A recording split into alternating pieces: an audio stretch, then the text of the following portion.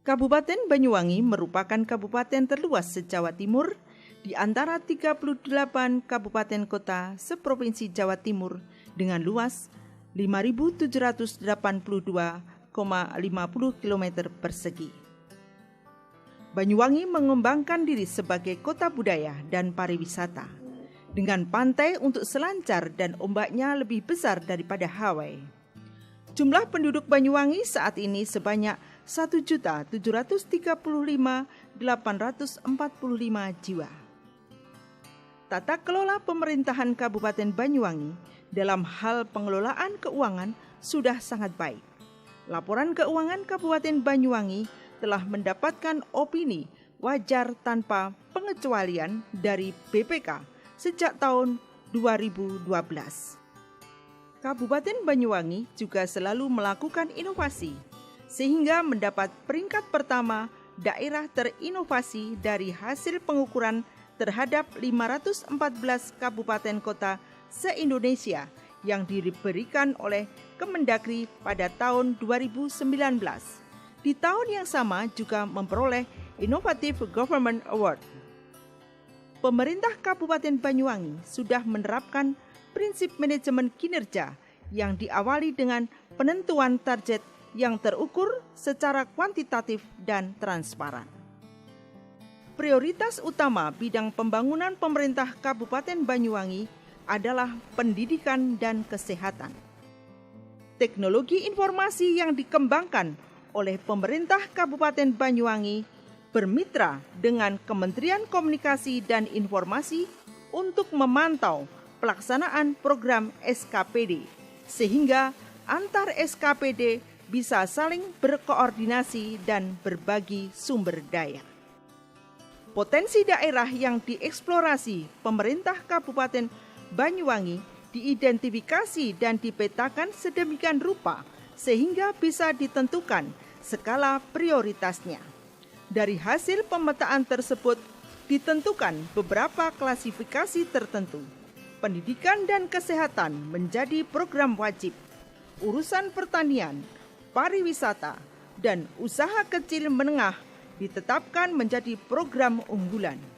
Program pemerintah Kabupaten Banyuwangi yang ditentukan sebagai penunjang adalah infrastruktur, perlindungan sosial, lingkungan hidup, dan birokrasi.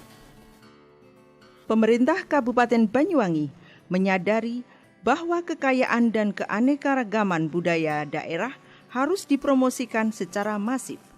Pemerintah kabupaten membangun desa dan mempromosikannya menjadi desa wisata atau e-village yang bisa dihuni oleh para wisatawan sehingga bisa meningkatkan kesejahteraan penduduk desa. Pemerintah juga menggulirkan program promosi budaya setiap hari, Culture Every Day, untuk melestarikan dan menumbuhkan kecintaan masyarakat terhadap budaya.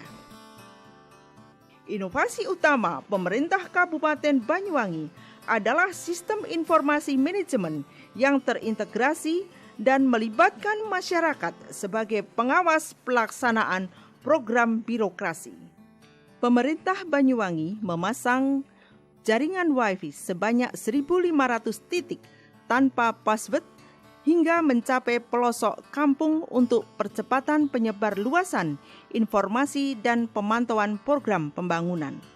Pemasangan jaringan Wi-Fi tersebut juga bertujuan untuk mendukung kelancaran kegiatan pembelajaran jarak jauh dan pengawasan kegiatan belajar mengajar oleh kepala desa. Pemerintah Kabupaten Banyuwangi membangun dan menggunakan aplikasi-aplikasi pelayanan masyarakat yang terkoneksi dan terintegrasi antar unit Satuan Kerja Perangkat Daerah atau SKPD, antara lain Smart Kampung, Gadget Pintar, dan program Lahir Ceprot terintegrasi dengan data pokok pendidikan Kabupaten Banyuwangi. Kegiatan pendidikan Kabupaten Banyuwangi diwarnai banyak inovasi. Pendidikan vokasi diarahkan dengan kurikulum kopi dan coklat berbasis potensi lokal.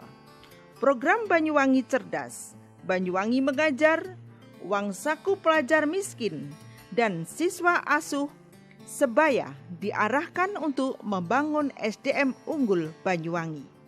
Pemerintah Banyuwangi juga tidak mengabaikan kalangan pembelajar.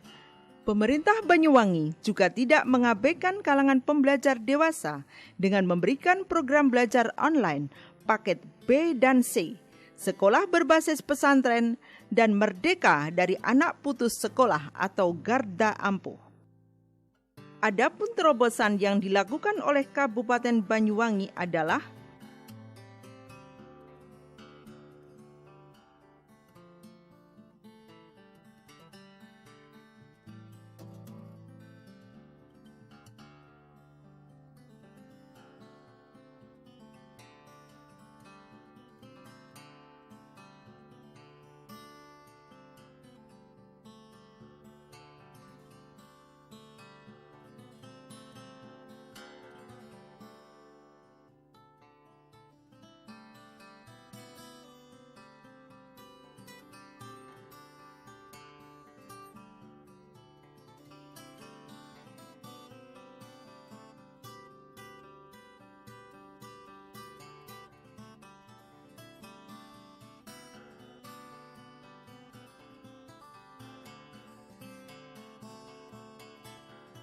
kita beralih ke Pondok Modern Darussalam Gontor.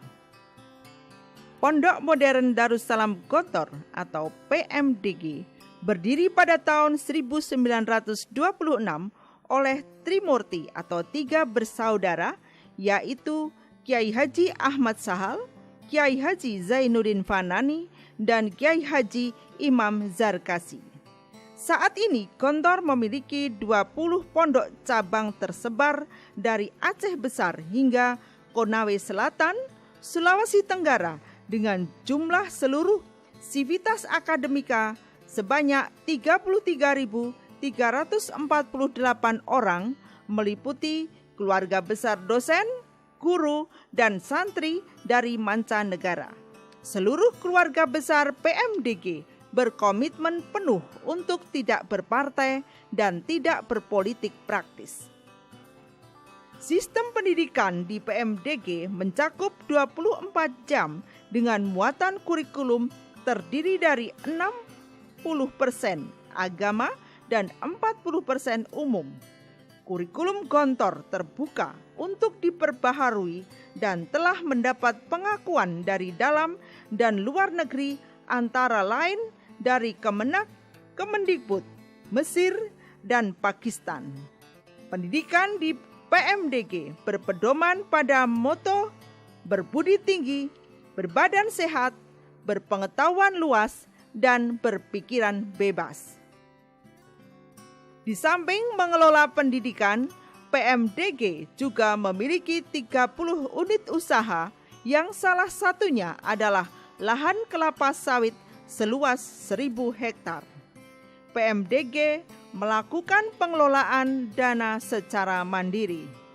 Pegangan PMDG dalam mengelola pendidikan dan usaha adalah pancajangka dan pancajiwa yang mencakup hubungan dengan Tuhan Yang Maha Esa, hablum minallah, dan hubungan dengan sesama manusia atau hablum minanas. Pendidikan kepemimpinan di Pondok Gontor dilakukan dengan menerapkan pola pengawasan atau pengasuhan.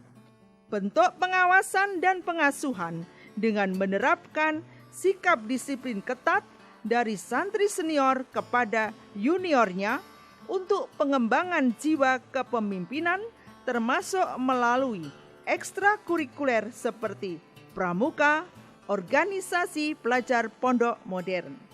Santri senior yang ditunjuk sebagai pengasuh harus memenuhi sejumlah persyaratan dan lulus ujian kompetensi dan sifat luhur yang distandarisasi pimpinan Gontor. Guru-guru di pondok pesantren Gontor diberikan beasiswa dan diwajibkan untuk mengikuti pendidikan lanjutan di Universitas Darussalam yang juga di bawah naungan Yayasan PMDG.